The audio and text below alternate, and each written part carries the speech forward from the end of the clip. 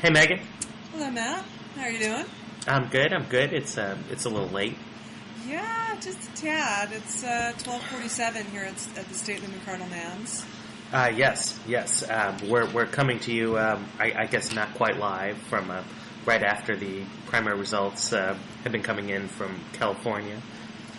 I for one look a little worse for the wear. I was at the Reason blogging event earlier. I got to be on blog at Reason TV as well, so it's been a big media day for me. Right. Well, what's a lot of libertarians down there? A lot of libertarians. A lot of liberty. Is there a consensus, liberty view of this race? I think most of the libertarians kind of, I may be projecting, but I think that they lean towards Obama and the Democrats. And then there was actually kind of a split between there were a few McCain people, a few Romney people, and a lot of none of the above on the Republican side. I mean, I would assume, I guess there's been some sort of libertarian move away from Republicans in recent years, but John McCain, who looks he looks to be in a dominant position after this step. He seems, like the reverse of freedom to me. Yeah, he kind of seems to me like, I actually blogged this today, that he really sort of seems to believe in the military model and of sort of top-down control, and his real problem seems to be like the right people aren't running things. It's got nothing to do with devolving power down and emergent order and all the other things that libertarians love. So he's not well loved in the libertarian camp as far as I can tell. Right, I mean it's interesting because he does best among you see at the exit polls in the states, more moderate Republican voters who, you normally think of as maybe more in that tradition, low taxes, but not all the gay bashing stuff. But he clearly has a real, streak. I mean, he's very into the military, very into sort of military models for things. Justin Logan had a post on the Cato blog about McCain's sort of effusing about some AmeriCorps program where the great thing about it is that young people wear uniforms and do group calisthenics together. Just like we do at the Atlantic. No, exactly. I never quite understood what AmeriCorps was for, and now I guess I see it. You see those city year people running around our neighborhood sometimes in the morning. Do you? I'm either not up that early or I'm already down at the office. They have these orange windbreakers, and I don't know. Right? I hope they're helping people. Well, I think McCain is better on sort of two issues that are dear to the hearts of libertarians: trade and immigration.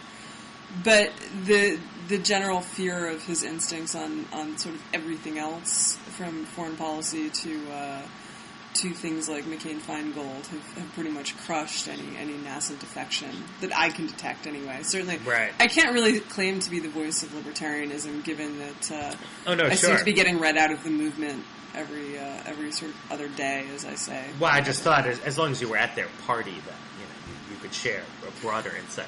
I've been interested though in how immigration's played out. That for a while it looked like that was going to doom John McCain among Republicans, but he's doing fine despite the haters. Then on the Democratic side, Obama really sort of went to Clinton's left on this stuff to try to win Hispanic votes, and which seems to have worked. Well, does it? I mean, he seems to have gotten hammered in California by the Latino and the Asian vote, right? Right. But I mean, Obama, like he won the endorsement of LA's Spanish language paper because he had come out very strongly in favor of the idea that undocumented should be able to get driver's licenses, that kind of thing. And so a certain segment of Hispanic elites, appreciated that, but it doesn't seem to actually have that much power with the voters. What's your take on why he does so badly among Latinos and Asians? With the Asians provides an interesting twist. I mean, there's so few Asians, you don't really get a ton of polling of them done. With Hispanics, what do you think about the Latvians? Well, right. With Hispanics, I've been a little skeptical of all these racial animosity theories, just because I thought you might see the same pattern that you see with white voters, which is that more upscale people like Obama and more downscale people like Clinton, but within the Hispanic population, it's much more heavily weighted toward the downscale. That was certainly the argument of a Latino campaign person that I saw on television today.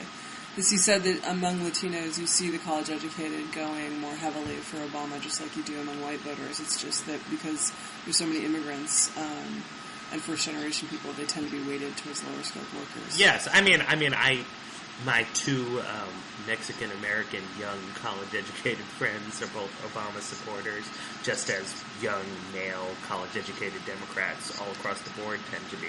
That's just a relatively small proportion. Yeah, it's gotten to the point where I barely know anyone who isn't voting for Obama in D.C., which may just speak to the circle I run in, or circles. Oh yeah, well, I mean, there's a huge Pauline Kael problem here, which, and normally one virtue of actually living in Washington is that you get to avoid that to some extent, right? Simply because, unlike other big cities, you see lots and lots of Republicans around town here because, they're in the government and stuff. But, there's very, very little in the way of a white working class population in this city. You see highly educated white people and then black people of all stripes. And those are all Obama constituencies. Right. And so, you can fall into this trap of thinking that, well, nobody's voting for her, even though you know perfectly well that she's been leading in the polls all along. Yeah, I think the other weird thing about this time around, and I mean, one of the things I really do like about living in D.C. now that I've been here for just about a year, is that in New York I didn't know any Republicans, I didn't know any conservatives. I basically knew I knew a few, but really few. They're sort of like those people holed up in the mountains in Idaho with their canned goods and guns. And in D.C., the nice thing about D.C. is that no one here operates under the same assumption that they do in New York, which is that we all agree about all of these issues. And not only do we all agree, but we all agree that anyone who disagrees with us is just evil and disgusting. And there's, despite the fact that so many people here are involved in politics, they're a lot more respectful about arguments, and they're a lot more serious about it than people are in New York, I think. But the weird thing about being here this year is that the conservatives that I meet anyway are all so demoralized. And none of them that I can find is really excited about either candidate. Whereas, you get people, get people who are excited about both Clinton and Obama, and the Republicans are just kind of like, oh, well, I guess he's not so bad. I'm a little surprised that, I know some conservatives hate John McCain, but I'm a little surprised that other ones aren't more excited about him, just because absent John McCain, the Republican Party really looks fucked at the moment. But John McCain is super popular. And he could totally win. But he's not really that popular with conservatives, right? He's sort of popular with independents, right? And clearly he does okay among primary voters. But I get the feeling that almost everyone wishes that they were voting for someone else. They just don't know who that someone else would be. Oh, sure, no. I just mean, given the dire objective situation facing the Republican Party at the moment. This seems like the best possible time to, compromise a little and go with a guy who, independents like, who gets great press, who could conceivably win. Because, right now the Republicans are looking at a combination of having been in office for a long time, what looks like a bad economic situation, continuing war. You would think, and in fact the polls show that with anyone other than McCain, they're facing, certain doom. But McCain is even or ahead. I think they're just not that motivated. I think they will be, in the same way that Democrats weren't that motivated in 2000. Things were basically good, and I think give Republicans 4 years of a Democrat, and they'll be back in fighting form, defending the hell out of whoever comes up. But I just think at this point they feel so betrayed that it's kind of like they've just gotten out of a really bad relationship, and it's been 8 years, and they were living together, and they're just not ready yet. Right. No, yeah. I also don't really understand when immigration became such a litmus test. Just insofar as, I mean, George W. Bush has always been this sort of a pro-immigration Republican, and Ronald Reagan enacted just the sort of amnesty legislation, that McCain is now being damned for doing. So I don't even know when this era of orthodoxy that McCain is departing from is supposed to have taken place. Well, I think that, in the last 8 years, I think it's just the combination of, we have, immigration actually allegedly peaked in 2000, but we have, because there's a stock as well as a flow, we have more immigrants than we've had basically since the 20s at this point. Right, it's a lot. It's a lot, and you also have stagnating middle class wages, and those two things: labor market competition, and people who feel precarious. They look for reasons, and immigrants are sort of a convenient reason. Even though immigration doesn't seem, the effects of immigration, if they exist at all, are really pretty small, and they're pretty limited to a subset of low skilled workers. They're not that broad. And they're certainly not the reason that it's no longer as lucrative as it used to be like an accounts payable clerk. Right. That's what's interesting about it, is that the backlash against immigration is much less sort of socioeconomically constrained than the actual negative impacts. Correct me if I'm wrong, but it's the research shows that it's pretty much limited to high school dropouts, right? Yeah, and not even all high school dropouts. Right. So. And so that's, there's a certain abstract argument to be made that maybe we should all be concerned about the well-being of the very least skilled people among us. But, the polls suggest that the volume of concern from this comes from a quite broad spectrum of non-elite people, most of whom seem to actually benefit from the lower wages and so forth that immigrants bring. My theory is that it's just that there's been a lot of economic change, right? And yet the one thing that isn't changing is we don't see a big increase in median wages. And I actually think that's a little deceptive, because I think what's happening is that people are consuming an enormous amount of their wage increases in fringe benefits that are harder to see, like leisure time and healthcare. So they don't perceive that they're getting these big wage boosts, even though they are. But that aside, so they feel like the one thing that isn't changing is that their salaries don't seem like they're going up that fast relative to what they used to be. Right. And yet there's a lot of other sorts of economic change, competitive pressure, and there's also social change. And the people who come into my comments, I think they're morally wrong in the sense that, given that my ancestors got to come here when standards were looser, and that a lot of people didn't want them there because the filthy Irish are, they all drink and live 10 to a basement, and they're shiftless, and everyone knows they'll never be able to assimilate because they're Catholic. Right. I think, given that my ancestors were allowed in, I sort of have this like pay it forward feeling about it. But they say something that's kind of hard for urban people like you and me to feel emotionally, which is that I have this, but that I think is a real thing that sort of you have to validly listen to. This part of their experience is that they say, look, I had this neighborhood and it was like this. My town was like this, and now all of a sudden there are whole parts of my town where I wooed my childhood sweetheart, and now none of the signs are in English, and it's all different. And I didn't want it to be different. I liked it the way it was. Right. And so I think it just ended up getting, in the last 8 to 10 years, it's ended up getting wrapped into a whole big sort of ugly package that. And the nice thing is that the drug war seems to have kind of gone away as an issue, right? Now it's all immigration. Yes. Well, wait. We need to tie this back to the election. Yes. And the point is that, notwithstanding this backlash, John McCain, Captain Amnesty, as I've heard him referred on talk radio, or even Juan McCain, he's winning anyway, right? I saw some dudes on television trying to say, well, we got a real race on the Republican side, 3 contenders.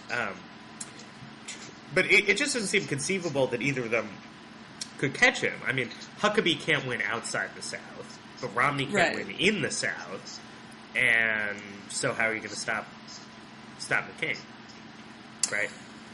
Well, I mean, yeah, I guess my question is, when do they drop out? You know, how much longer are McCain and Huckabee going to hold on? Because I don't see any real future for them at this point. I mean, Huckabee is kind of cute, and he's sort of scrappy, and you kind of admire him but he can't win outside the South, and it's really clear at this point that there's no possible way he can get enough population to get enough delegates to win this thing. And like, are they staying in? After Super Tuesday, how long do you think it'll take them to drop out? I mean, they're both in a weird position in terms of dropping out, because normally people drop out because they can't raise the money to keep paying their staff. But Huckabee has never had any money, and Mitt Romney is just spending his own money. So, in theory, neither of them really need to get out of it. Particularly Huckabee, right? I mean, Huckabee is in the limelight, building an audience in a way he never was before. So it almost seems like, whatever it is he wants to do next, whether it's try to stay active in Republican politics, as our colleague Ross thinks he can, or I don't know, even just sell more diet books. That it's to his advantage to just stay getting free television coverage. How much more of his fortune Romney wants to burn through on this is hard to say. But on the other hand, once you get the level of wealth that Romney has, it how seems big like is his fortune? I mean, you might as well waste it on.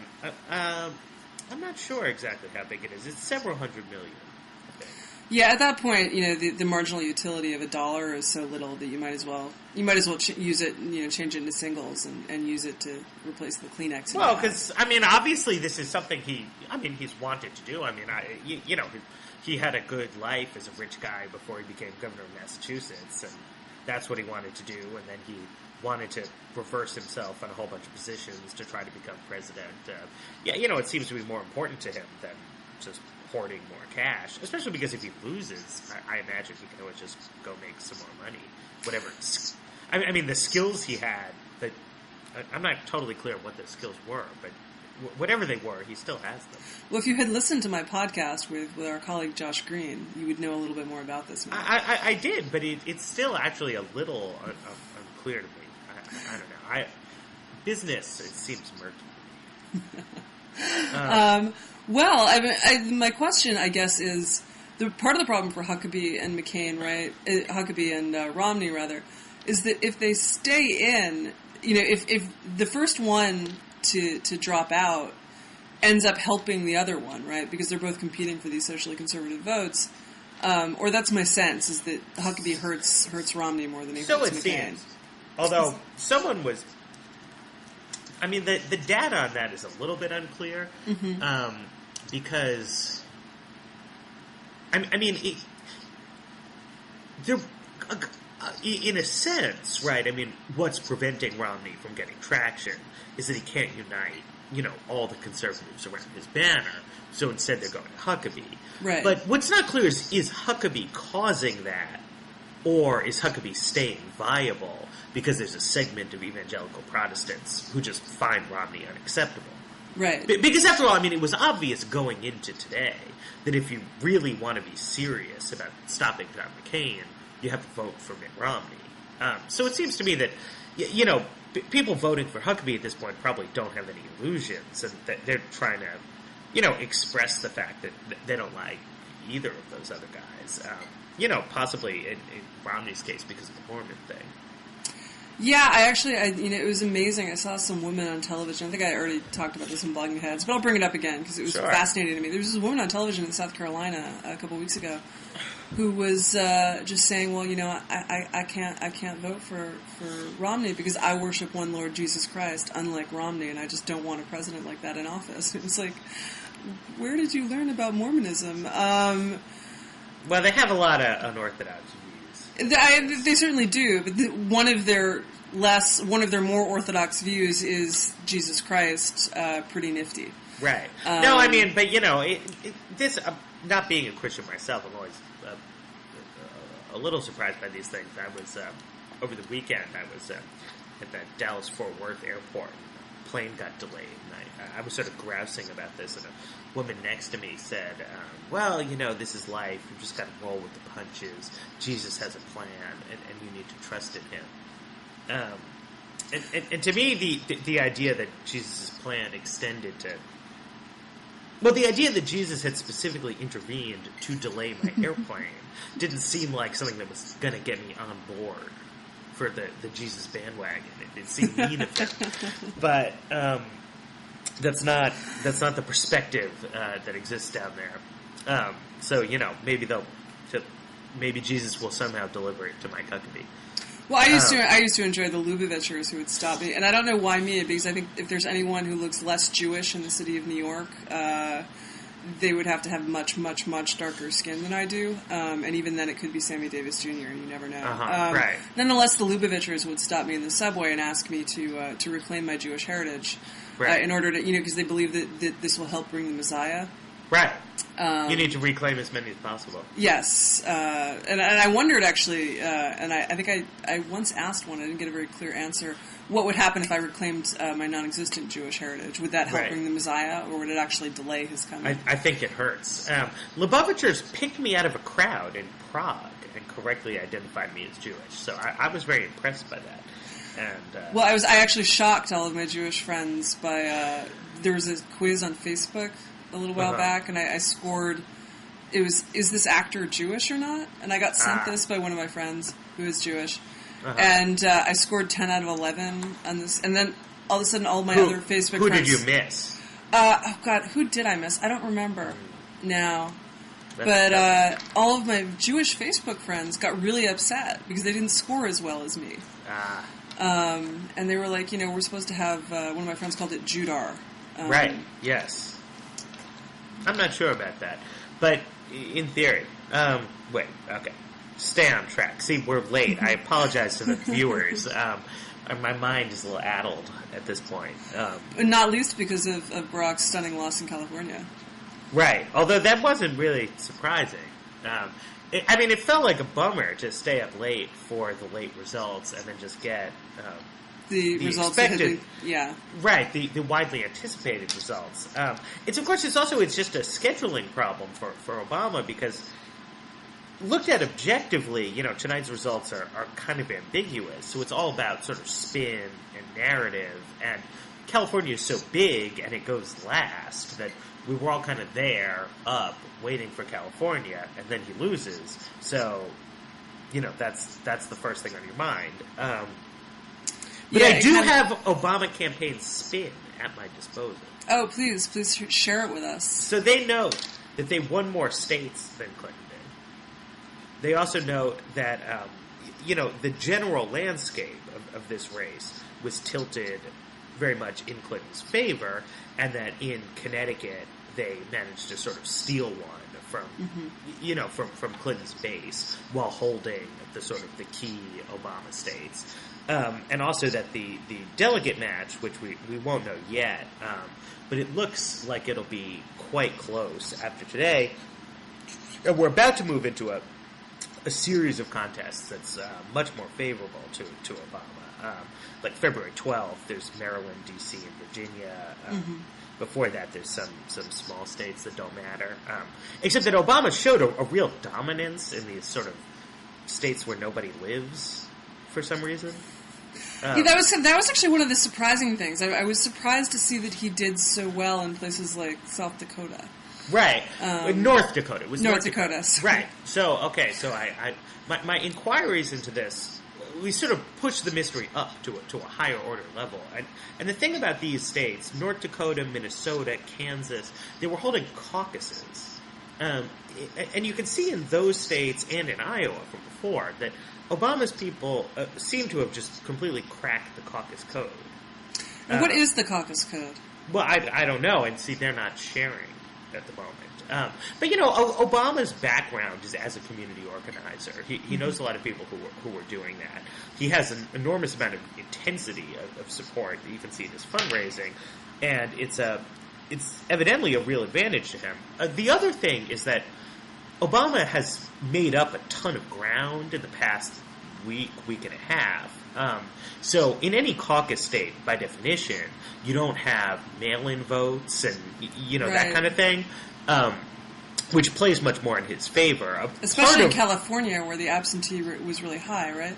Right. I mean, that does seem to have hurt him there, and possibly elsewhere. The other thing is that, you have a general pattern in American politics where voting is less racially polarized in a place where there aren't any black people. So that somewhat paradoxically, Obama does best when there's either a really huge black population, like in Alabama, Georgia, South Carolina, or in these states where there are basically no black people, and race is then not really an issue in the sort of electoral coalitions.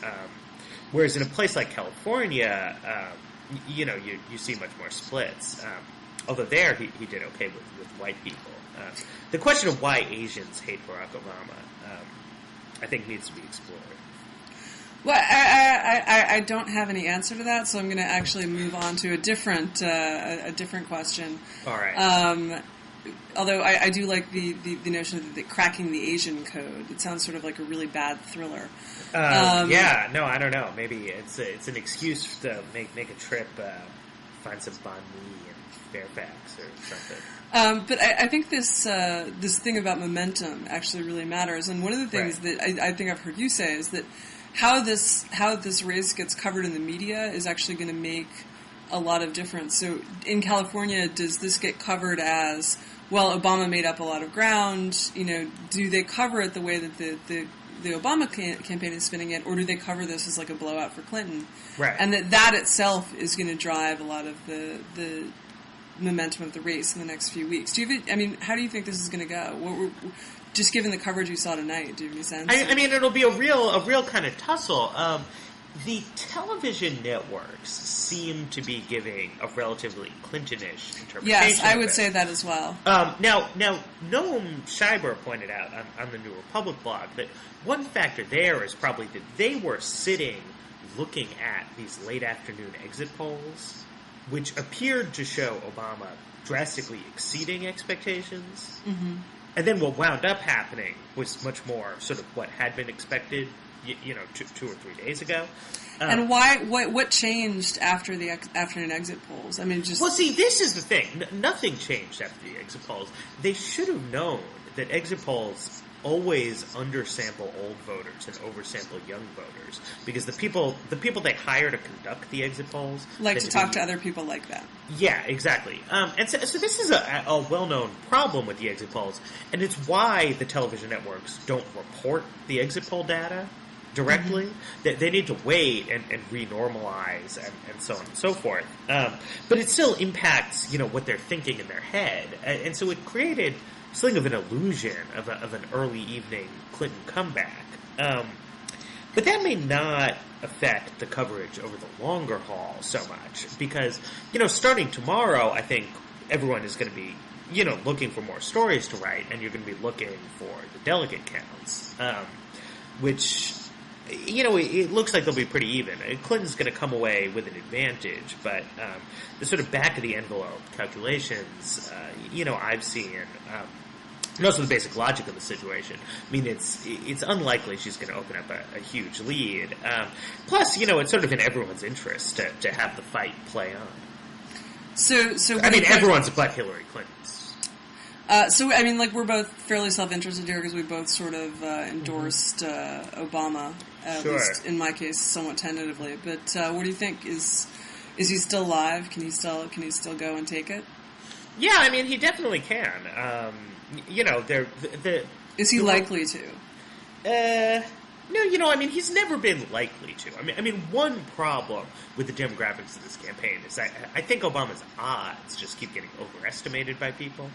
There are more white people than black people. There are more women than men in the Democratic Party. There are more old people than young people. More old than young, more non-college than college, so on and so forth. So, Obama has a lot of money, a lot of energy, a lot of organization. He's shown a lot of ability in spots to break out of those demographic categories, to win Kansas, to win North Dakota. But it's tough. Clinton has the regulars. And people forget that Obama was almost. I don't want to say invented, but he was like a gift to those people who never wanted Clinton to win the nomination, just in that it's because he's black, he could take away what was supposed to be Clinton's impregnable obstacle to a challenge from the left. So there he is, but... I take it that you mean her impregnable obstacle was her second X chromosome? Oh, no. I mean that it was thought early on that it would be impossible to challenge her from the left because she would get the support of black voters. Got it. Against a sort of typical hoity-toity anti-war reformer like Russ Feingold, say. So Obama sort of, unites that style of Democratic politician with being an African American and having a lot of roots in that community and that sort of political tradition. But it's still it's a tall order. Hillary Clinton's always been hard to beat. She's not, she's not making giant gaffes of the sort that make it possible to put her away. I think to people who don't like her, it becomes incomprehensible that all these other people do like her. Mm-hmm. But it's undeniable that they do. So she continues to have the advantage, but it's by no means done. So what do you think, assume that Clinton and McCain are the nominee, what's the likelihood of a Democratic presidency then? Hey! Our connection seems to have gotten broken there, so with a minor production problem. The miracle of modern telecommunications through the internet is not quite quite ready for prime time. But hopefully the editing team will make this all work out. So we were saying, okay, if it's Clinton versus McCain, what do you think the odds are? It's a tough, hard-fought race. The odds. I find it difficult to calculate the odds because I think who's going to win that race is going to depend on what happens with the economic situation. And because, macroeconomic trends are so important to political outcomes, a lot of sort of political pundits seem to get in the habit of doing economic forecasting, as a kind of sideline. But I actually have no basis on which to judge whether or not, this round of interest rate cuts is going to revive the economy in time for the election. No, interest rate cuts usually take about they take about 18 months to fully work. Oh, okay. Well, then the Republicans are doomed. They start working through the economy faster, but in general, monetary stimulus works better than fiscal. It works faster than fiscal stimulus, but I doubt it'll be fast enough. You're talking about producing a result by November. Right. I don't think you're gonna.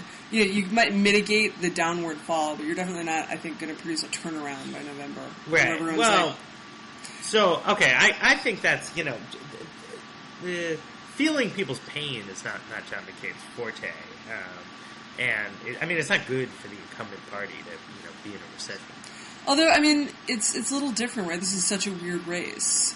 Yeah. Because John and McCain and George Bush are like enemies, and all the Republicans certainly remember that. Oh yeah. And he's not trying to run on George Bush's economic coattails, with the exception of the tax cuts. Which was so long ago that you kind of can't really blame or credit them for anything that's happening right now. But it's not even that you particularly need voters to blame McCain. As long as voters are in a somewhat just sour mood about the whole thing, McCain just, unless he has some magical turnaround, just doesn't seem like the kind of politician who, appeals to people looking for the government to help them out. He combines... as conservatives do, which is a sort of ideological opposition to, handouts and whatever, with a kind of evident lack of interest in the whole thing. I don't know. I think that McCain actually appeals to a wide swath of voters who who are sort of disenchanted with politics as usual. Right. And Clinton, and that includes the economy. That includes, because, I mean, a lot of people lost ground under Clinton as well, right? The changes in productivity and wages and so forth, that's been going on for 30 years now. This is not something that just happened under the Bush administration.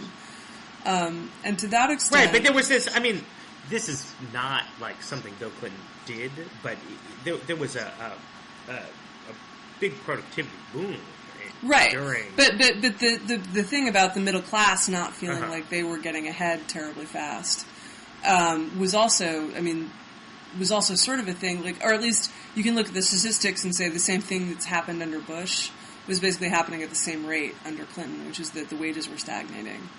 There's some difference in the after-tax distribution of it, but there's not actually like a big change in how there's a sort of change between the poor are doing better.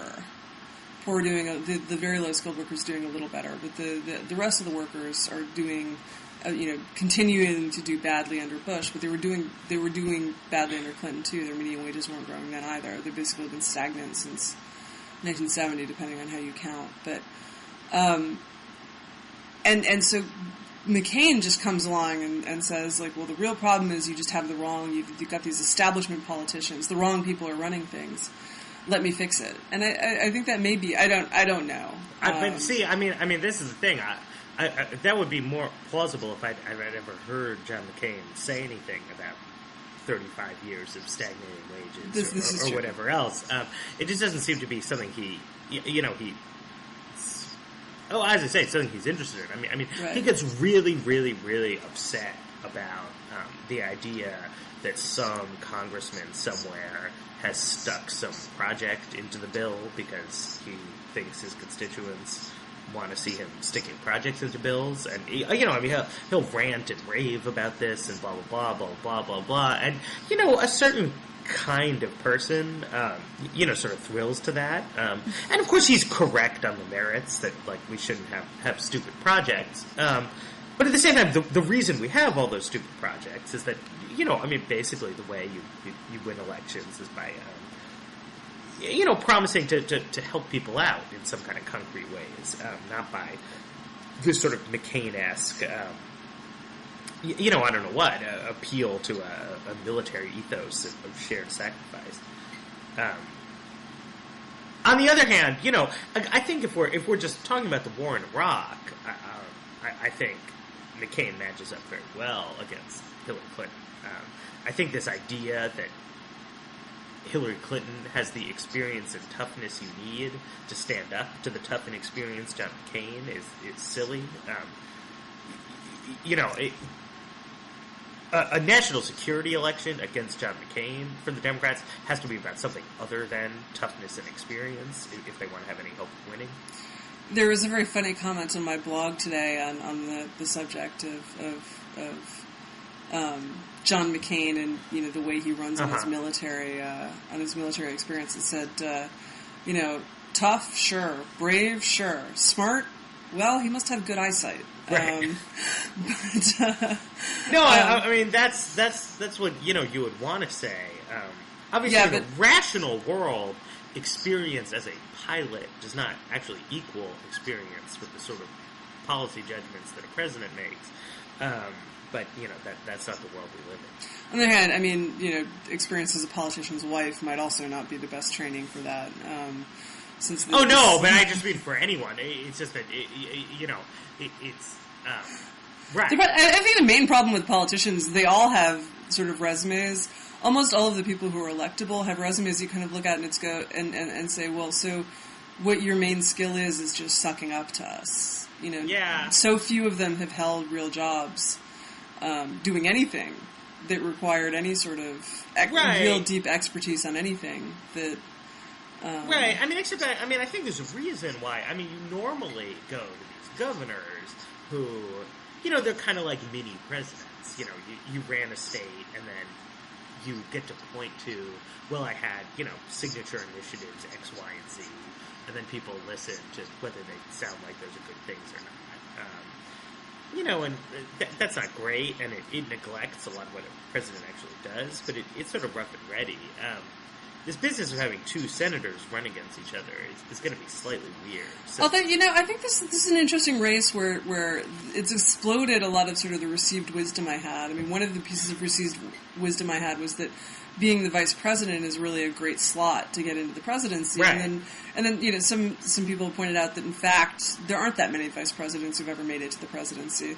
And another one is that, senators can't win, governors do well, and that's definitely, Mitt Romney is not parlaying his, or Huckabee. Neither of them has managed to parlay their incredible experience as governors into a presidential. Well, except the wisdom was that senators don't do well in general elections. Obviously, lots of senators have won nomination, from John Kerry to, Bob Dole in '96. Happens all the time. If it's senator versus senator, then a senator has to win. Right, and I guess that's so maybe I take it back. Well, but I mean, it just does show. I mean, all of this sort of conventional wisdom that presidential elections, your N is so tiny that so one thing happens, and now a senator will be elected president, and where's that conventional wisdom going to be after that? Well, I think it's going to be a good time for pundits to get into the business of manufacturing some new conventional wisdom. So, yes. It'll be good. The question is always, is it good for the journalists? Right, and having been up so late, we have an edge on developing tomorrow's conventional wisdom. Absolutely, tomorrow's conventional wisdom today. Yes. Only people with middle names with 2 syllables can win. You heard it here first. Middle names with 2 syllables. Mm-hmm. Awesome. Okay, should we leave it at that? Yes. Thank you for chatting with me, and I'm sure I will see you at the office tomorrow, looking bright-eyed and bushy-tailed. I think I'll be asleep. All right. Take care. Bye. Bye.